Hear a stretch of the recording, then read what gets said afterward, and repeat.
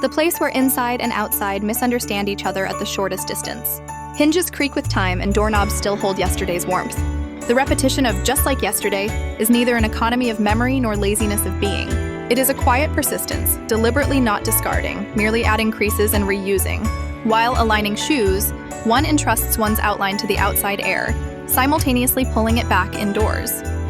In this moment, the body becomes an intersection. Departure and return, will and inertia, future and déjà vu tread upon each other's shadows on a single floorboard. The entrance has no center. Only structure remains. The same arrangement as yesterday, the same silence, the umbrella tilting at the same angle. While they pretend to be the same, they actually renew me through minute shifts. A philosophical courtesy of overlapping yet never aligning. I pass a slightly different version of myself in the same spot as yesterday, leaving that difference behind in the entranceway as I step out into the world. Then the door closes. Only the fact of its closing perfectly matches yesterday, and the entranceway silently preserves the eeriness of that alignment. Yesterday's memories clinging to shoe soles are quietly rubbed against today's floorboards. The keyhole, like a tiny pupil, counts each passing thought one by one, while the mailbox stores unfulfilled promises with a sigh. Footsteps become equations, their solutions always hidden beneath the doormat. The moment habits and chance, memory and premonition, others' expectations, and one's own laziness intersect to draw a new map. People try on themselves at the entrance.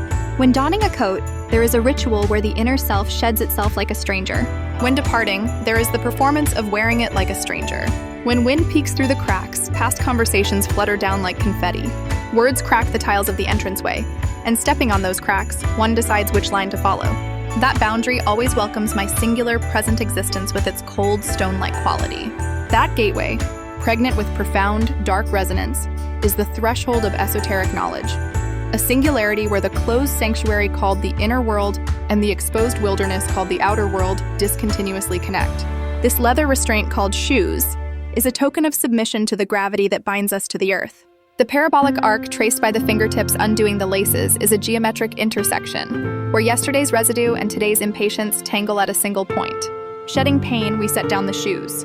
But even within this mundane play of sound, an ontological phase remains concealed. The gap shaped like the character Ha drawn by the paired vessels. It is the mold of duality's tragic structure, where neither complete union nor utter separation is possible. When the 5-syllable word "I'm home" dissipates into the dim corridor's perspective, I realize this is the site of reconstruction, barely securing self-identity. They intersect, right foot and left foot, consciousness and unconsciousness, departing rays of light and creeping twilight. Upon this stage set called the entranceway, the structure eternally recurs, tracing yesterday's same cracks, casting shadows at yesterday's same angles, proving it endlessly through the stillness of a single shoe. If yesterday was the same, today must be the same too.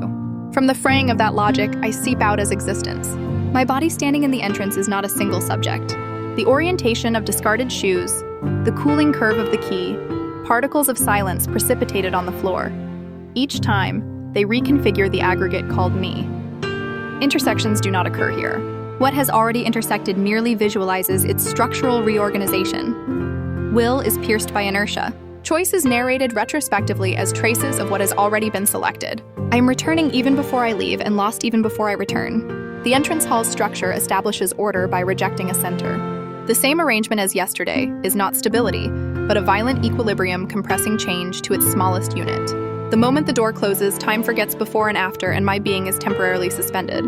That suspension is the suspension of thought called life, and the entrance hall executes it with the utmost courtesy. The same intersection as yesterday. Yet no true alignment has ever occurred. Only the fact of its non-occurrence is precisely reproduced in the entranceway today. It resembles a fray and phase more than a space. Here, inside and outside are not mere opposites, but two functions differentiating each other's boundary conditions, oscillating. The door hinges attempt to fix this oscillation as a local singularity, but fixation always fails, and that failure itself sustains the structure.